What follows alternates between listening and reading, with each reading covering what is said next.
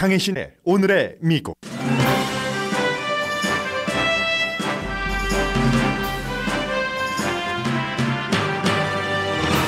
북한의 코비드-19 비상사태가 인도주의적으로나 외교적으로 여러 나라에 영향을 미치고 있습니다. 김정은 위원장이 마스크를 쓰고 사망자와 현 사태에 대해 말한 것을 많은 전문가들은 북한이 이제야 국제사회의 지원을 받아들일 준비가 됐다는 신호로 봅니다. 윤석열 대통령과 중국, 러시아는 북한의 요청이 있으면 지원하겠다고 밝혔습니다. 백악관 대변인은 북한이 자국민을 착취하고 핵무기 발사를 하는 한 지원할 계획이 없다고 말했습니다. 마이크 펜스 전 부통령이 트럼프 전 대통령이 낙선시키기 위한 넘버원 타겟으로 삼은 조지아주 주지사를 당선시키기 위한 캠페인을 합니다. 전직 대통령과 부통령 사이에 분명한 분열의 극치입니다. 연방 하원 의사당 폭동 사건 조사위원회가 케빈 맥카티 공화당 하원 원내대표를 포함해 증인 출석을 거부한 동료 의원들에게 소환장을 발부했습니다. 공화당이 다수당이 되면 민주당에게 반복될 수 있는 정치 과정이기도 합니다. 바이든 대통령이 미국 아기들이 먹을 분유도 부족한데 이민자 아기까지 챙긴다고 공화당이 비난합니다. 팩트체크에 따르면 미국은 법에 따라 구금된 이민 아기에게 분유를 먹일 의무가 있습니다. 캘리포니아 주지사는 인플레이션을 겪는 주민들을 돕기 위해 자동차 소유주에게 $400 환불 등이 포함된 안을 내놨습니다. 주식시장은 재조정 단계라는 게 일반론입니다. 일론 머스크가 트위터 매입에 전념하면서도 인수거래를 잠정 보류한다고 오늘 트윗했습니다. 우크라이나 전쟁은 날이 갈수록 세계 질서를 재편하고 있습니다. 핀란드와 스웨덴 나토 가입 신청을 도운 영국의 보리스 존슨 총리의 정치력이 되살아납니다. 여러분 안녕하십니까? 오늘의 미국 강혜신입니다. 저희 라디오 서울방송 스튜디오가 한층 위로 올라와서 저희 이 빌딩의 최고층에 있습니다. 제가 새벽에 뉴스를 준비하면서 보니까 당연히 새벽 4시 때는 캄캄했죠. 아무것도 보이지 않았습니다. 저의 사무실은 동쪽인데 그러다가 이제 5시 30분, 37분경이 되니까 저쪽에 북쪽으로 산들이 쭉 보이는데 희미하게 아웃라인 정도만 보이는 그런 산이었고요. 그리고 이제 5시 50분 정도가 되니까 그야말로 동양화, 산수화, 회색빛이 가득한 그런 해돋이 뭐 붉은 태양이 돋기 전에 그런 해돋이였습니다. 그래서 사람은 참 변화가 필요하구나. 저희 방송국도 마찬가지로 여러분들께 더 좋은 뉴스, 더 알찬 프로그램을 보내드리기 위해서 여러 가지를 연구하는 그 과정에서 스튜디오도 이제 오늘 지금까지는 보이지 않지만 잠시 뒤에 아침 10시부터는 새로운 스튜디오를 여러분들께서 유튜브로 보실 수 있을 겁니다. 그 과정에서 이렇게 옮기고 나니까 저의 사무실도 전에는 서쪽이었는데 동쪽으로 바뀌니까 정말 많은 것들이 달라졌습니다. 그렇게 첫날 뉴스를 시작합니다. 북한의 코비드-19 사태는 굉장히 중요합니다. 당연히 북한이라는 그 한 민족이 겪고 있는 문제도 그렇고 그로 인해서 이제 윤석열 대통령이 취임하고 나서 금방 뭐 며칠 되자마자 이런 일들 북한이 우리 몇 명이 감염됐고 몇 명이 6명이 사망했다고 하죠. 뭐 거의 35만 명이 감염이 돼서 16만 몇천 명은 완치가 됐고 지금도 뭐 16만 2천 명이 완전히 회복이 됐고 많은 사람들 18만 7천 명 정도는 격리 중입니다. 이런 것들이 가장 중요한 것은 누가 뭐라고 해도 이제 그 사람의 생명이기 때문에요. 더군다나 먼 나라의 사람보다는 우리 그 같은 민족이기 때문에 여러분들도 가깝게 느끼시리라고 생각이 됩니다. 어제 아침에 제가 보도해 드릴 때까지만 하더라도 김정은 위원장이 이제 정치위부 회의에서 본인은 마스크를 쓰지 않았습니다. 그러나 제가 좀 전에 말씀드린 코비드-19 그 상황을 전하는 그 과정에서는 김정은 위원장이 마스크를 쓴 사진을 조선중앙통신도 그 사진, 마스크 쓴 그런 그 사진을 보여주고 있습니다. 그만큼 무언가를 인정하는 것이고 이 같은 인정을 많은 전문가들은 이제야 드디어 2년 넘어서 북한이 외부의 여러 가지 지원을 받아들일 준비가 돼 있는 거구나 하는 것으로 해석을 합니다. 그렇게 될 경우는 북한과 한국과의 관계, 중국, 러시아 그리고 미국과의 모든 그 관계, 핵 문제와 전부 연관돼서요. 그런 감정적인 움직임이 있을 수도 있는 그래서 이제 중요한 것이고요. 당연히 지금 그 전국 봉쇄령이 내려졌는데 김정은 위원장이 마스크를 쓰고 한 얘기는 보건당국을 비판을 했습니다. 방역 체계가 약했다. 그런 내용이었고요.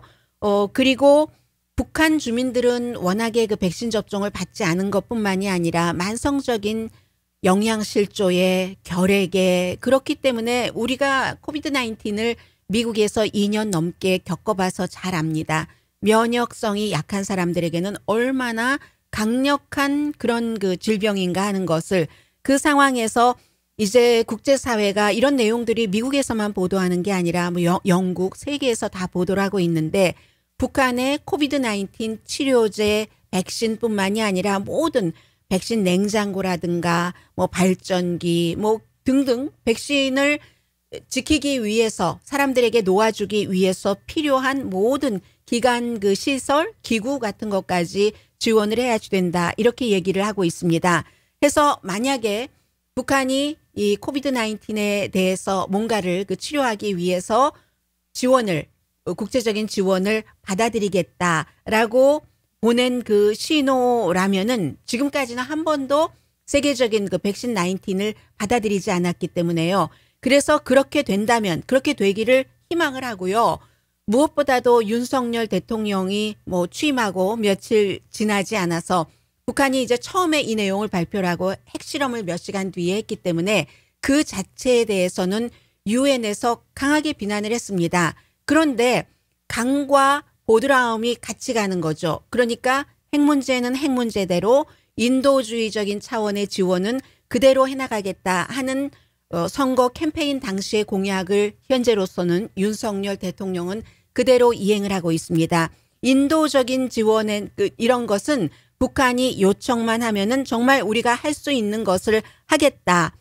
그런 것이고요. 그리고 이렇게 인도적인 지원을 북한에 한국이 한다고 해서 금방 사이가 좋아지는가, 화해되는가? 그건 절대 아닙니다.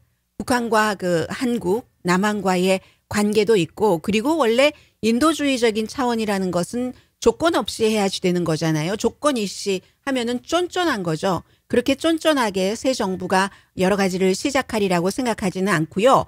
한국뿐만이 아니라 물론 조건이 없어도 지원을 받으면 조금 그 한국과 북한과의 관계가 도움이 되는 건 사실이고 한국뿐만이 아니라 지금 중국과 러시아가 있습니다. 중국은 일부 보도에서는 이미 북한에 대해서 무언가를 지원했다는 것이 나오기도 하고 또 다른 보도에서는 북한이 요청하면 우리는 북한을 금방 지원을 할 것이다 라고 얘기를 합니다.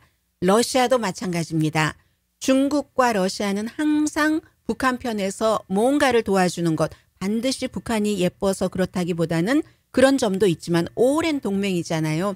러시아와 북한, 중국과 북한. 그러나 미국에 반대하기 위해서도 마찬가지죠. 해서 이 러시아 같은 경우는 생색을 한껏 내면서 우리의 백신이 얼마나 효능이 있는지 북한이 잘 안다. 효능 뭐 별로 중국과 러시아는 뭐 증명되기도 힘들고 서구의 백신보다는 조금 그 효능이 낮다. 이렇게 생각들을 하고 있는데 그렇게 생색을 내면서 북한에서 요청만 하면 우리는 굉장히 신속하게 인도주의적인 차원의 지원을 하겠다고 약속을 했습니다.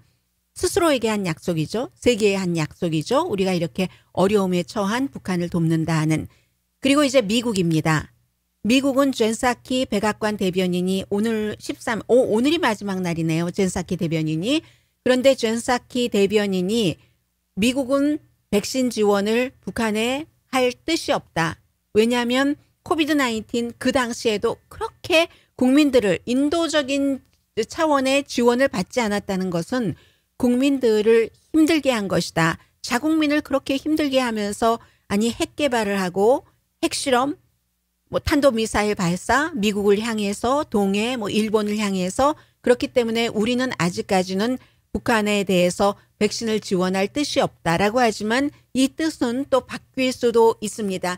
중요한 것은 이제 바이든 대통령이 21일, 오늘이 13일이니까 일주일 남았네요. 21일에 한국에 가서 여러 가지를 북한 문제가 가장 중요한 이슈가 되지 않겠습니까? 그 밖에 뭐 기후변화라든가 반도체 칩이라든가 이런 부분에 대해서 서로 협력하는 것도 있지만 그래서 바이든 대통령과 이 윤석열 대통령의 회담 이후에는 또 미국의 입장도 충분히 바뀔 수도 있는 거고요.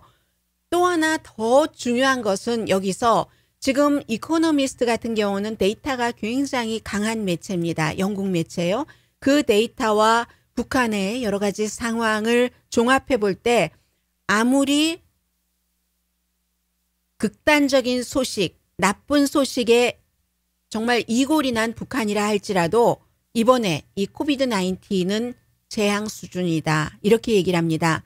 북한은 이 재앙을 물리칠 수 있다는 도박을 했는데 왜냐하면 외국에서 백신이 들어가면 뭐 여러 가지 외국인들도 가야지 되고 그리고 북한에서는 외국인들이 코비드 19을 가지고 온다 했지만 여러 가지 뭐 내부인들과 접촉하는 것, 북한에 관한 정보 숨기고 싶은 것이 바깥으로 나가는 것도 무척 꺼려했기 때문에 백신 그 지원 같은 것도 받지 않았는데 이랬기 때문에 재앙이고 그 도박을 한 끝에 제한적으로 아니 반복적으로 이 국제적인 그 백신을 지원하겠다 하는 제안을 거부를 했었습니다.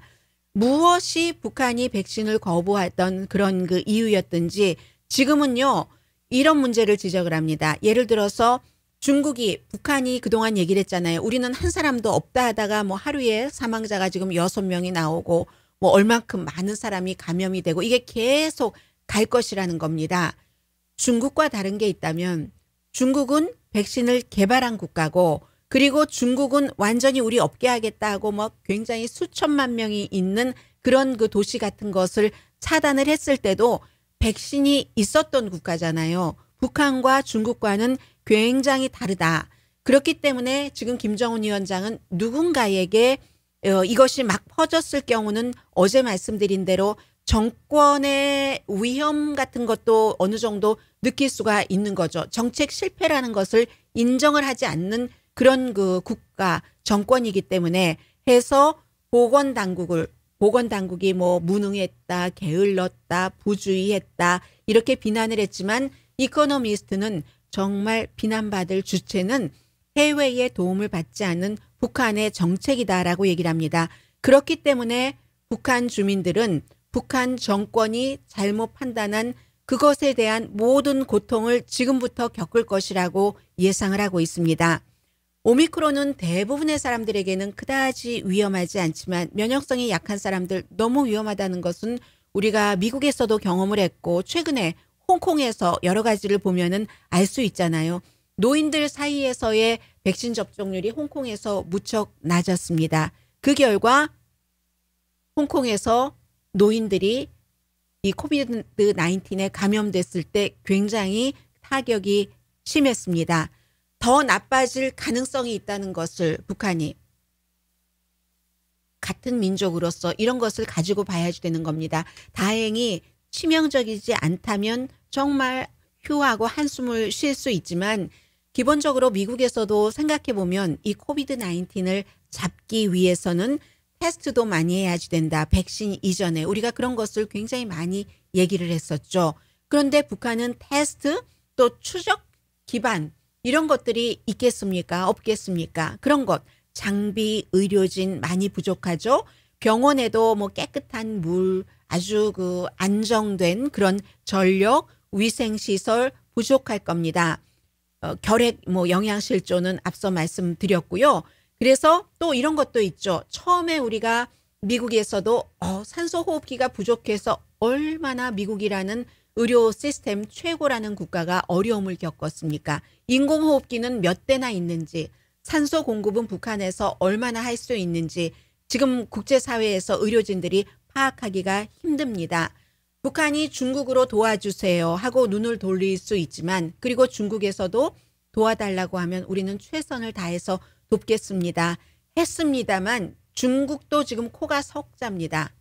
중국에서 밖으로 나오지 못하게 하고 하는 그런 그 여러 가지 내용들을 여러분들께서도 다 알고 계시는 그대로죠. 다행인 것 하나를 이코노미스트가 지적을 하는데 북한이 2007년도에 홍역으로 대규모 예방 접종을 굉장히 그 성공적으로 했었던 것, 그런 것. 그래서 이제 백신이 부패하는 것을 막는데 충분한 그런 그 냉동 인프라, 그 냉동 구조 같은 것은 갖고 있답니다. 그 백신을 냉동해서 보관해야 되는 그런 백신들이 있잖아요. 백신 종류에 따라서 그것은 됐다. 그래서 만약에 지금부터라도 뭐 윤석열 대통령이 충분히 보급을 우리가 최대한 한다고 했고 한국은 지금 백신이 남습니다. 미국과 마찬가지로. 그래서 충분히 적절한 시기에 빨리 공급이 돼서 북한 국민들에게 북한 주민들에게 백신 접종이 된다면 그러면 많은 생명을 구할 수 있는 것이고 오늘 오후쯤이 되면 사망자 숫자가 더 늘어날 수도 있는 거죠. 그리고 참 아이러니하죠.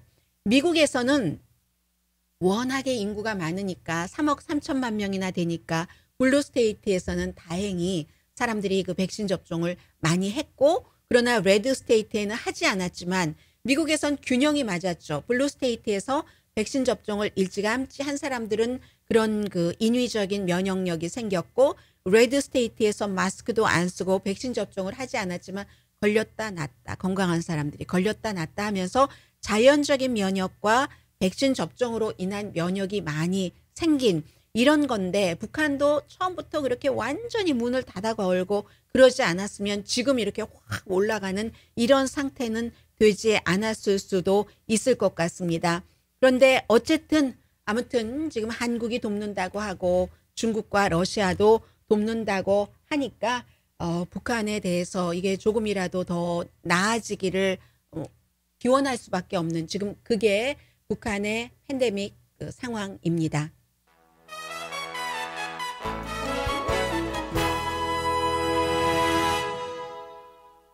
잠시 뒤에 미국 뉴스 전해드립니다. 아니 부통령으로 재직할 당시는 그 마이크 펜스 부통령이 트럼프 전 대통령이 하는 것에 무조건 충성을 했는데 이럴 수가요. 완전히 지금 반대 방향으로 나가고 있습니다. 잠시 뒤에 뵙겠습니다.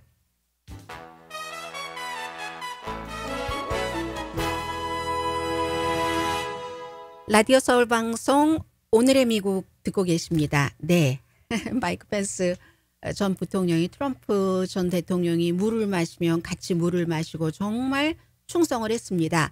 그런데 이번에 이제 조지아주 예비선거에서 5월 24일이 예비선거인데 이번에 예비선거 가운데서도 조지아주가 가장 중요하기도 하고요. 왜냐하면 트럼프 전 대통령이 조지아의 주지사와 총무처 장관을 떨어뜨리겠다고 다른 사람들을 공화당 예비선거에서 지지하고 있기 때문에요. 이유는 뭐 당연히 부정선거라고 했었어야지 되는데 부정선거가 아니다. 우리는 그 선거 개표 정확하게 했다. 이렇게 공화당의 주지사와 총무처 장관이 얘기를 했기 때문이죠. 그런데 마이크 펜스 전 부통령은 트럼프 전 대통령이 넘버원 떨어뜨릴 사람으로 조지아주의 브라이언 캠프 주지사를 지목을 해서 이제 상대 공화당의 다른 예비선거 후보인 데이비드 폴듀 원래 그 상원 의원이었다가 그 상원 의원 자리를 민주당에게 빼앗긴 사람이죠. 이번에 주지사로 나오는데 트럼프 전 대통령은 이 사람을 지지를 합니다. 3월에도 캠페인을 했고 또 50만 달러를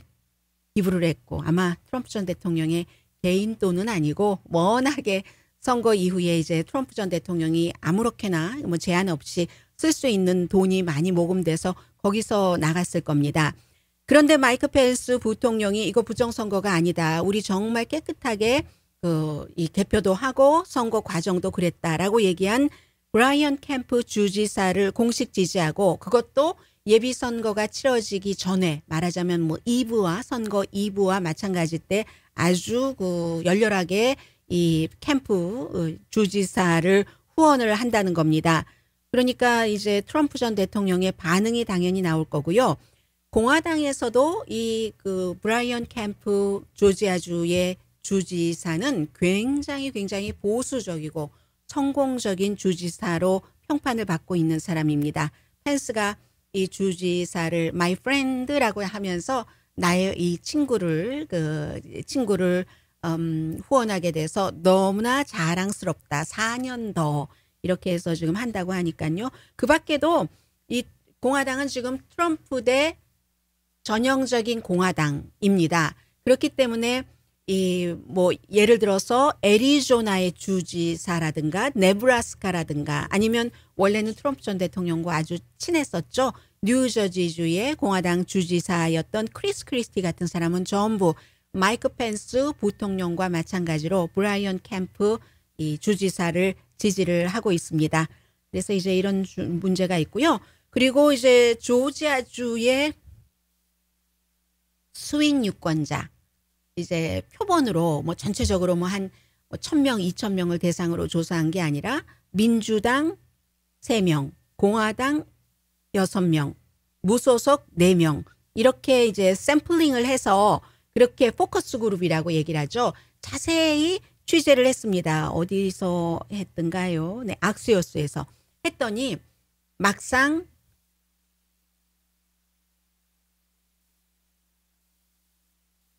낙태 이슈는 이 조지아의 유권자들에게 별로 중요한 이슈가 아니라는 겁니다. 그런데 놀랍게도 13명이 전부 이 낙태는 합법화 그대로 유지가 돼야죠. 지금 연방 대법원에서 하려고 하는 거 그렇게 하면 안 됩니다라고 생각을 하는데도 불구하고 이것은 무엇을 말하냐면 그것이 중요하다고 생각하는 사람들도 그보다 더 중요한 이슈가 있다는 거죠. 뭐겠습니까? 여러분과 제가 늘 눈만 뜨면 생각하는 인플레이션을 포함한 경제, 세금, 기후변화, 총기 이런 부분. 그러니까 곧 적어도 조지아주에서는 민주당이 이번에 그 연방 대법관들이 공화당 대 민주당으로 보수 대 진보로 여성의 그 낙태 권리를 50년 만에 안 돼. 낙태 합법화 아니야. 이렇게 하려고 한다는 그것에 대해서 사람들이 아주 그 미묘한 감정을 갖고 있음에도 불구하고 그것은 감정이고 현실이 감정보다는 우선한다. 물론 이제 낙태와 연관된 젊은 여성이라든가 그런 사람들은 거기에 그 이슈에 포커스를 많이 두고 있겠지만 그렇다는 얘기입니다. 여성과 유색인종, 도시 인근에 그리고 이것도 또 교육을 많이 받은 그런 사람들과 그렇지 않은 사람들이 이제 구분이 됩니다. 아무튼 이렇고요.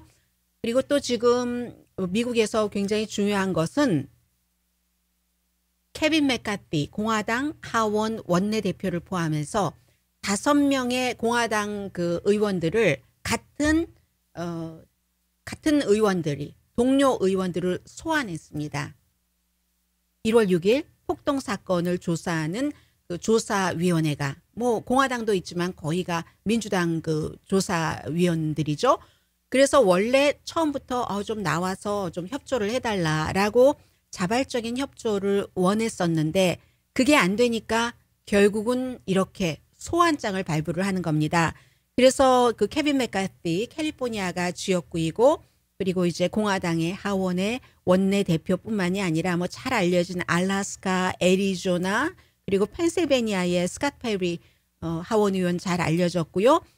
오하이오의 짐 조르단 의원이 그 당시에 1월 6일 폭동 사건과 관련해서 트럼프 전 대통령 편에 많이 서 있었던 사람이죠. 이렇게 4명과 케빈 맥카티를 소환장을 보냈는데 만약에 소환장을 보냈는데도 의회 조사단의 조사에 증인 신문에 협조를 하지 않으면 그때는 이제 의회 모독죄, 의회 방해죄 이런 형태로 되는 거죠. 그렇게 될 경우는 연방 그 법무부에서 수사를 해야지 되고 이런 수사가 들어간 케이스가 있죠. 트럼프 전 대통령의 수석 전략가였던 이제 그 스티브 배넌이라든가 전 그 무역 고문요 UC 리버사이드에서 간 그 피로 나바로 같은 사람들 이런 사람들이 있습니다. 그래서 의회에서는 그런데 이렇게 되는 경우 만약에 몇 개월 남지 않았잖아요. 공화당이 11월 달에 다수당이 되는 경우 넘버원 타겟이 아마 그 조사일 겁니다. 이슈는 헌터 바이든 대통령의 아들에 관한 것을 계속 조사를 다수당이니까 한다고 하면서 여러 사람을 증인 신문을 하고 그렇기 때문에 이건 이제 판도라의 상자가 될 수도 있는 거죠. 보복의 판도라 상자를 열 수도 있는 거죠. 뭐 소환장 보내고 그리고 무슨 뭐 탄핵을 시도를 할 수도 있고요. 바이든 대통령에 대해서 여러 가지 이슈를 걸어서 그렇기 때문에 정치적인 것은 한국이나 미국이나 똑같습니다. 이제 어디가 다수당이 되느냐에 따라서 굉장히 그 달라지는 그런 것들을 지금 한국과 미국이 같이 동시에 보여주고 있거든요. 또 하나는 분유에 대해서는 물론 많은 그 오늘의 미국을 듣고 계시는 가정에서는 이제 분유 먹는 아이는 없어. 손주는 있을지언정 이렇게 생각을 하시겠지만 정말 이건 큰 문제입니다. 부모님들이 그 어린 자녀가 분유를 먹어야지 되는 그 나이대에 자녀가 있는 그런 그 부모님들은 너무 텅텅 비었어요. 여러분들께서도 마켓에 가보시면 제일 비어있는 칸이 분유 칸입니다.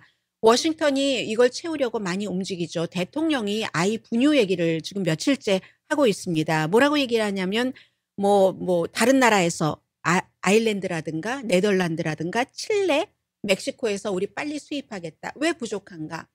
공급망 문제도 있고요. 그리고 또 미시건주 어떤 공장에서 특정 브랜드의 분유를 먹고 아이들이 그 숨진 케이스가 2개 있기 때문에 그래서 대대적인 리콜을 했습니다.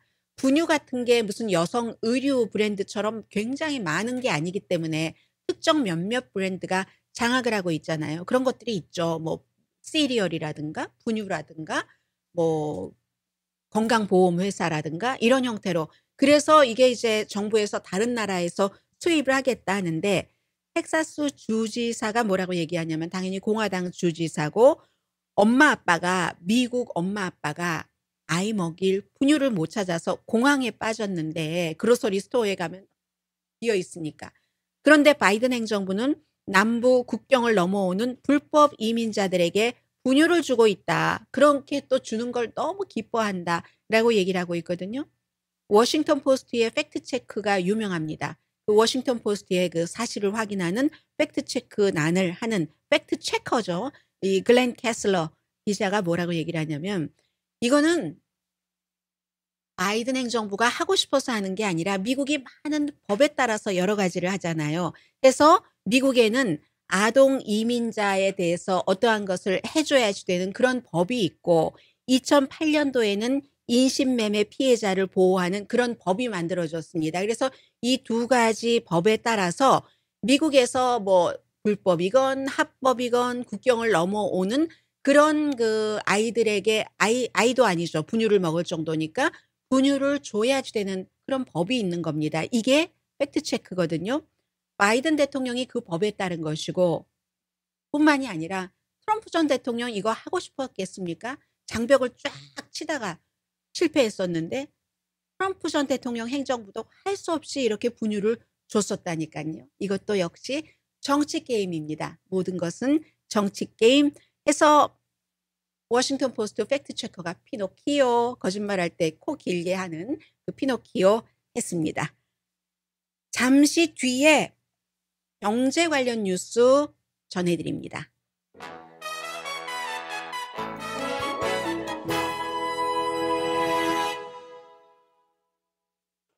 라디오 서울 방송 오늘의 미국 듣고 계십니다. 네. 아직 스튜디오가 저는 익숙하지 않은데 항상 똑같은 일을 수십 년 동안을 해도 잠깐만 그 아주 조금 바꾸면 그 미묘한 차이가 엄청난 차이를 주잖아요. 아마 여러분들께서도 장사를 오래 하시는 분들도 마찬가지이실 테고 그리고 무슨 엔지니어링 같은 것이 전문인 분들도 회사를 바꾸면 똑같은 일을 하는데도 다르죠. 인플레이션 줄이기에 도움이 되는 181억 달러짜리 패키지를 어제 저녁에 이 게빈 뉴섬 주지사가 발표를 했습니다. 아마 오늘 뭐 더 구체적인 내용을 얘기를 할 텐데 이건 아닙니다. 아니기 때문에 이렇게 확정된 내용을 전부 여러분들께 돈을 당장 지급한다. 이건 아니고요. 다만 그림을 보여드리겠습니다. 자동차를 소유하고 계신 분들 가솔린 값이 너무나 비싸니까 $400 리베이트 포함되어 있고요. 당연히 렌탈 보조 있고 그리고 또 저소득 그 세입자를 위한 뭐 렌탈 보조금이 $27억 달러가 책정돼 있네요. 그리고 전기요금이라든가 수도요금을 뭐 팬데믹 이후에 못 내신 그런 분들을 위해서도 책정을 했고, 무료 대중교통수단 이용하시는 분들, 아니죠. 대중교통수단을 이용하시는 분들께 무료로 할 수 있는 거 지난번에 했다가 중단했고 했는데 다시 또 하고요. 또 12개월 동안 디젤 판매세를 일시적으로 중단하기 위해서 또 뭐 한 4억 3,900만 달러 정도를 책정을 했고, 저소득층 가정 한 4만 가정에 주는 그런 아이들 어떤 양육비 뭐 이런 것들 등등 해서 많은 것을 제안을 했는데, 말씀드린 것처럼 제안입니다. 현재는 병원 또 그 요양시설에 대한 여러 가지, 또 그런 시설에서 일하고 계신 분들, 의료진들이 힘들고 많은 일을 하고 계시잖아요. 그런 분들께 보너스로 3억 3,300만 달러 정도 나눠드리겠죠. 몇 분이 될지 모르겠지만 이렇게 책정을 해놨습니다. 아니라고 다시 말씀드리고요. 가솔린 값은 뭐 지금 갤런당 평균 기록을 또 경신했습니다. 며칠 전보다도 한 10센트 정도가 올라서 지금 거의 갤런당 레귤러가 4달러 50센트 정도 되는데, 캘리포니아주에서는 게빈 뉴섬 주지사가 정치인들은 항상 일반인들이 힘들 때 어떻게 힘든가, 그걸 우리가 어떻게 해결을 해주는가, 뭐 이런 문제들을 염두에 두고 있잖아요.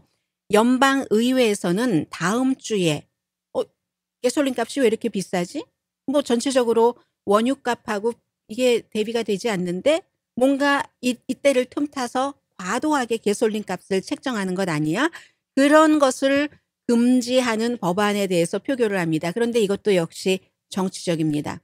공화당이 반대해서 저는 통과되지 않을 것으로 예상을 합니다. 업계가 있습니다. 공화당 측의 업계, 민주당 측의 업계, 그런데 에너지 업계, 뭐 엑소모빌 이런 뭐 큰 뭐 오일 회사, 뭐 정유 회사의 경우는 공화당이기 때문에 이게 무엇을 말하냐면 그 사람들에게 선거 자금을 많이 받는 겁니다. 공화당 정치인들은. 그렇기 때문에 그들에게 피해가 되는 것을 민주당에서 제안을 했을 때 찬성을 할 수가 없죠. 그럼 돈이 떨어지고, 돈이 떨어지면 선거에서 이기지 못하고, 그러면 일자리를 뺏기는 거잖아요. 연방 정치인들도. 그래서 공화당이 아마 이것은 통과시켜 주지 않을 겁니다. 해보는 거죠. 민주당은 우리가 이렇게 하고 있다. 그런데 공화당이 안 해줘 하는 것을 말하기 위해서 또 공화당은 하는 거고요. 낸시 펠로시 하원 의장이 가격 폭등이다. 이건 완전히 이건 뭐 소비자를 착취하는 것이야. 이렇게 얘기를 하고 있습니다. 주식시장이요. 어제는 그 암호화폐가 엄청 망가지다가 비트코인 조금 오르기는 했는데 그래도 지금 뭐 25,000, 26,000대거든요. 일부 전문가들은 올해 말이 되면은 비트코인 2만 달러 정도 될 것이다. 그러면 지난해 11월 달에 불과 한 6개월 전에 최고가 거의 7만 달러 정도 됐는데 그 7만 달러 정도에서 뭐 3분의 1 정도도 안 되는 거잖아요. 그렇게 전망을 하고 있습니다. 왜냐하면 인플레이션, 공급망, 또 우크라이나 전쟁 등등으로 완전히 불확실성과 악재만 있기 때문에 이럴 땐 기술주가 확 내려가죠. 암호화폐는 기술주와 같이 취급을 하기 때문에.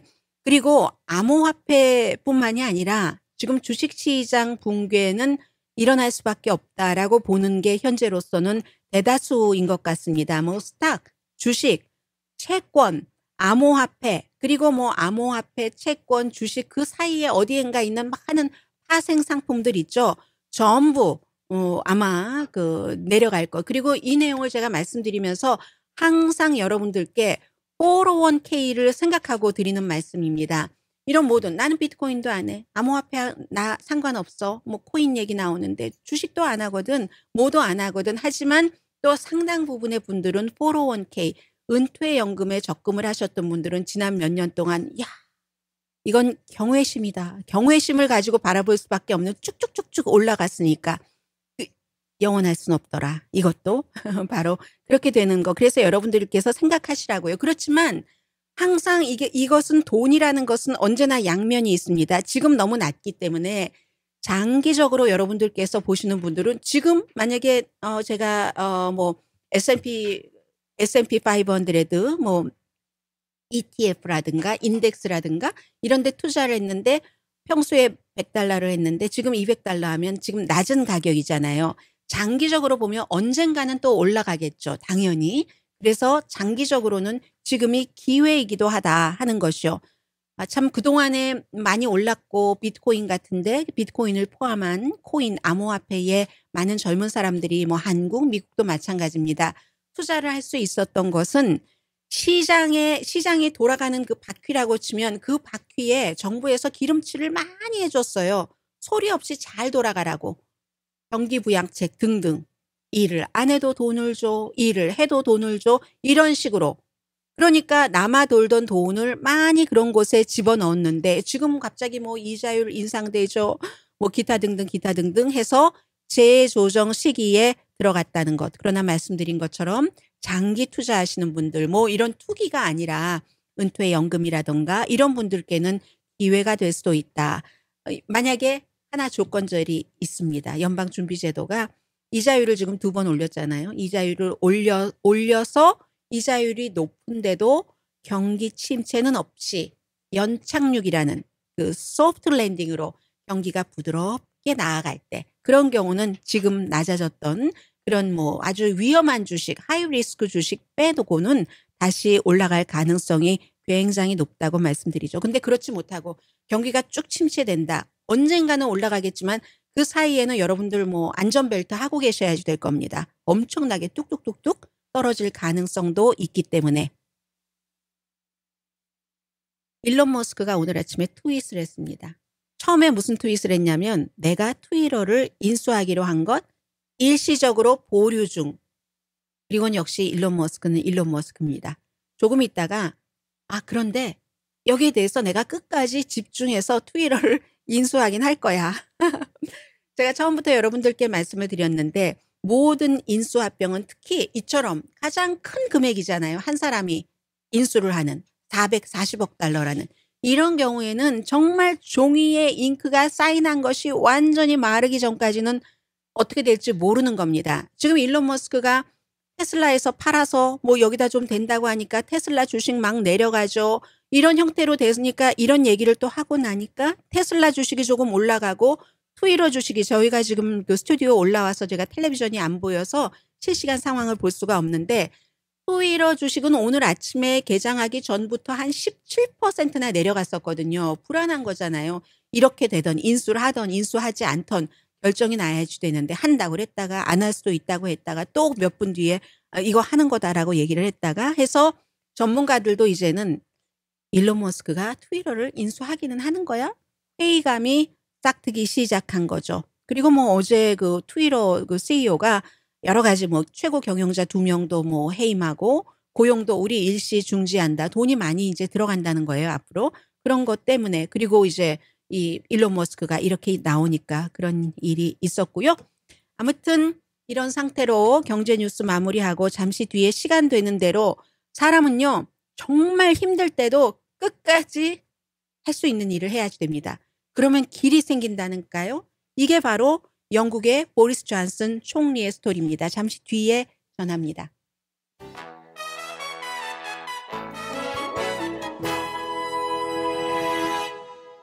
라디오 서울 방송 오늘의 미국 듣고 계십니다. 네, 마이크가 까칠하니까 또 까칠한 대로 매력이 있네요. 똑같은 기계인데도 이곳에 올라오면 자신들도 적응을 해야지 되겠죠. 지금 우크라이나 전쟁은 서구에서 얼마나 우크라이나가 러시아를 물리칠 만한 무기를 제때에 많이 공급하느냐, 파워풀한 무기를 제공하느냐, 여기에 많은 것들이 달려 있고요. 러시아는 우크라이나 병원도 공격했습니다. 그리고 우크라이나는 러시아 군인 처음으로 이제 전범으로 우크라이나 법정에 세웠고요. 보리스 존슨 말씀을 좀 드리겠는데 이건 그냥 뭐 국제 정세라기보다도 국제 정세를 말씀드리기엔 지금 시간이 1분밖에 안 남아서 말씀은 못 드리겠고요. 보리스 존슨이 코비드 19 이런 것 있었을 때 파티하고 해서 얼마나 인기가 없었습니까? 그런데 우크라이나 이 사태 때 사실은 굉장히 생색을 내는 거예요. 다른 나라에 비해서 우크라이나에 많은 지원을 하지도 않았는데 핀란드와 스웨덴을 왔다 갔다 하면서 이 두 국가를 나토에 가입해서 러시아의 침공으로부터 막을 수 있고 나토를 더 확장시킨 이런 일을 하니까 갑자기 또 지지도가 확 올라가거든요. 물론 여전히 국내에서 그 여러 가지 그 뭐 좀 이코노미스트의 표현에 따르면 국내에서는 무척 소심하다. 그런데 국내에서도 대범하고 해외에 여러 가지도 대범하고 이 두 가지를 다 가질 수 없다면 그리고 버티니까 팬데믹 때에 무척 그 어려웠었던 많은 문제들이 사라져가는 거죠. 그래서 길게 버티고 볼 일이다 하는 생각도 들고요. 네, 오늘 좋은 아침, 좋은 하루는 아마 여러분들께서 저희가 스튜디오를 옮기고 나서 처음 이 유튜브로 방영이 되는 저희 스튜디오가 어떻게 생겼는가 하는 것을 보실 수 있는 기회가 될 겁니다. 저는 내일 뵙겠습니다. 강희신이었습니다.